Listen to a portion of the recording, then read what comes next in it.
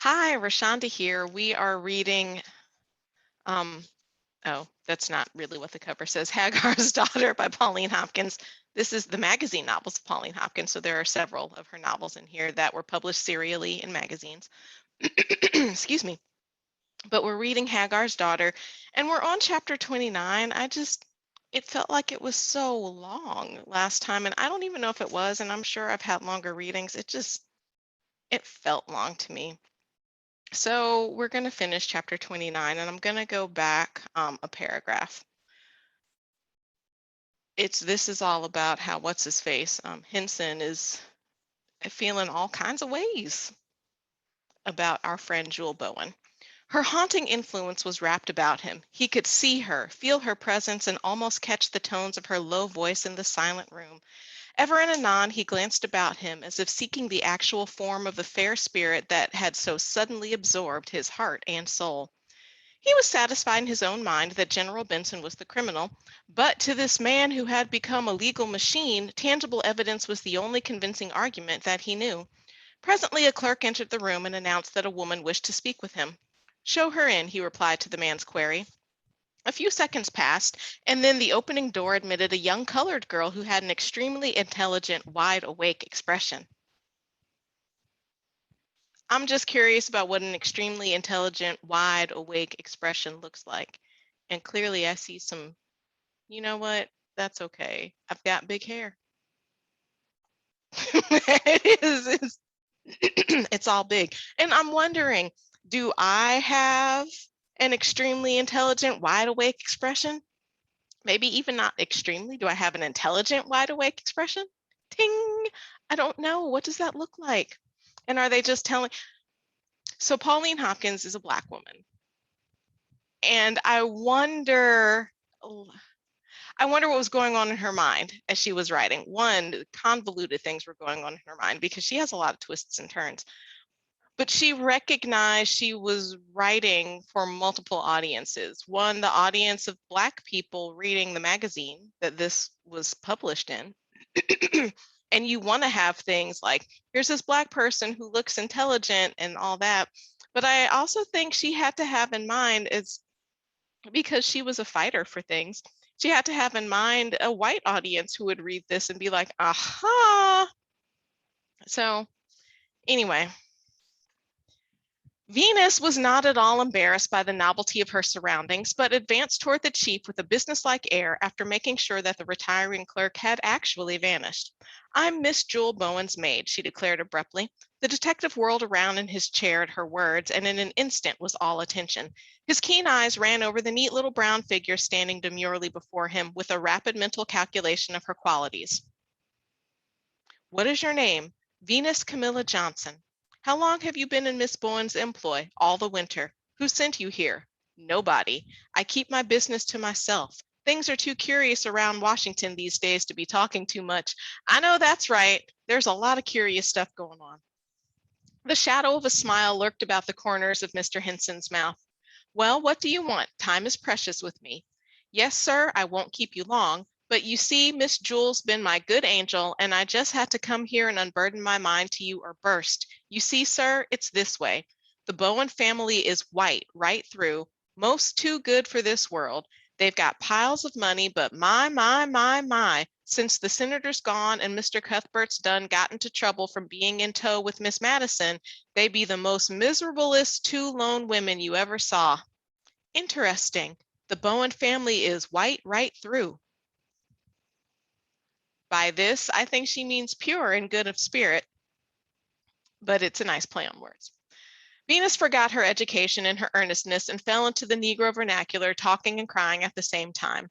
Mr. Henson waited patiently. He knew that she would grow calmer if he did not notice her agitation. "It's hard for me to go back on my own daddy," continued the girl, "but it's got to be done. I suspicion him more and more every minute I'm alive, I do. Miss Jewel's stolen away, and the old lady's taken down to her bed, and my daddy is waltzing through the country looking after General Benson's business down on a plantation in Maryland. I'm no fool, Mr. Henson. He's my daddy, but Isaac Johnson's a bad pill. He's just like a bad white man, sir. He'll do anything for money when he gets hard up. Now, I wasn't positive before that Isaac, you know, Ensign St. Clair's Isaac was her dad, but I thought that maybe he was. And now I know. And now you know too. And if you knew before I knew, good for you. I'm just figuring it out. Mr. Henson was pale. Mr. Henson sat with pale face regarding the woman before him. His eyes gleamed and were fixed searchingly upon her. Finally, he asked, "Who are your parents? I take it they were once slaves. Where were they born?" "Ma's Aunt Henny Sargent's daughter, Marthy, and Daddy's Isaac Johnson. They lived on adjoining plantations in Maryland. Dad belonged to Mr. Ensign and Ma to Mrs. Sargent. Ma says it was a terrible misfortune that she did live next door to the Ensigns, leastwise Oliver and me never had Ike Johnson for our daddy." "Any relation to the Aunt Henny who was employed by the government and who has disappeared?" the detective asked. "Yes, sir, that's her," replied the girl, nodding her head. "Poor Granny, I reckon she's dead all right.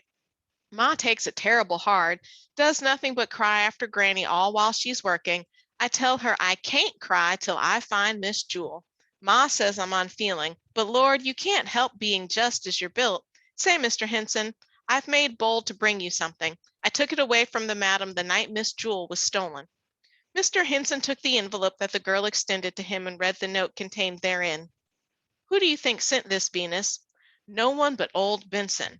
Again, the chief smiled at the quaint answer, but he looked at her still more searchingly as he asked, "Did anything of a particularly suspicious nature occur to make you hold that opinion?" "Well, yes, sir, there did. Something I overheard General Benson say to the old lady." "Oh, then you were listening." "I reckon I was, and a good job too, or I wouldn't have this to tell you." Ha ha! It was the day the will was read. Mr. Cameron was gone, and the three of them, Mrs. Bowen, Miss Jewel, and General Benson, were in the library. Miss Jewel went out and left the other two together. He hollered at the madam like he was crazy, and I was standing there outside the door with old Senator's boot jack in my hand, expecting that I'd have to go in and hit the general over the head with it to protect the madam. He says to her, "So you will assist that headstrong girl to defy me, will you? Well, do it at your peril." Then he went close up to her, so close that their noses almost touched. Was the door glass that she could see through it? Anyway.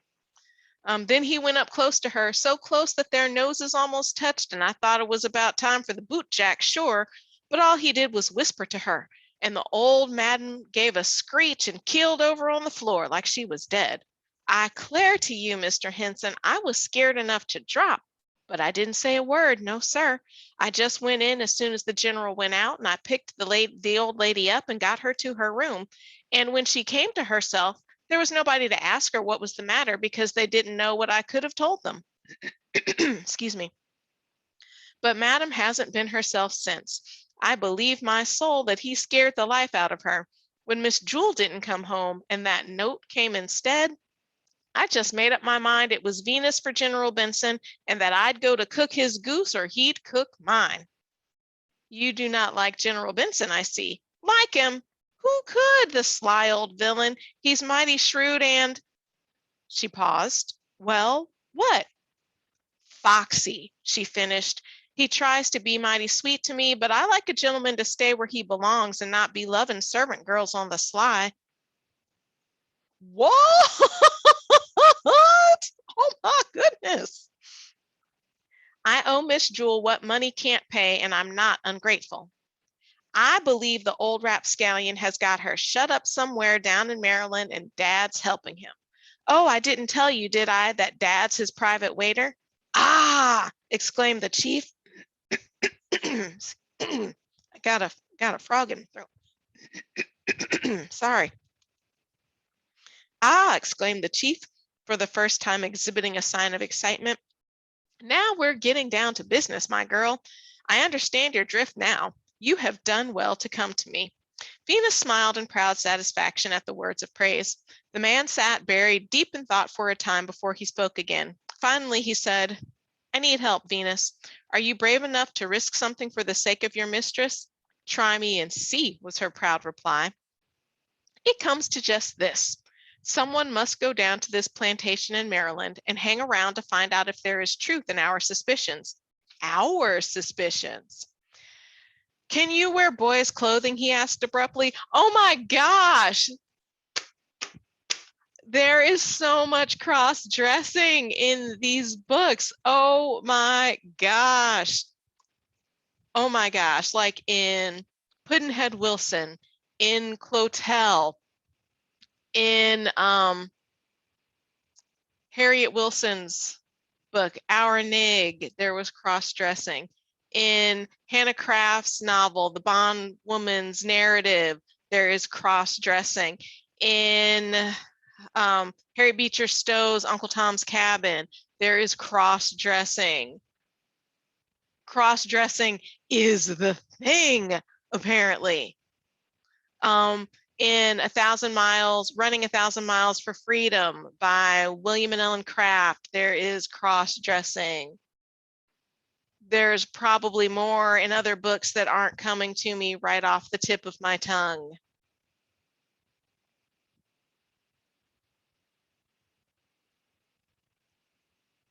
Anyway,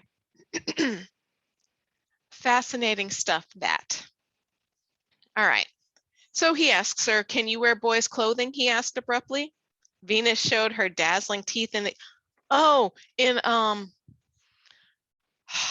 Beverly Jenkins. It was either Beverly Jenkins or Alyssa Cole. No, so both of them are Black women who write historical fiction romance novels. But there's another woman, I think maybe the other woman whose name I can't remember, wrote this book, but it was a slave woman who, well, she was a former slave. The emancipation had come, but she escaped dressed as a boy.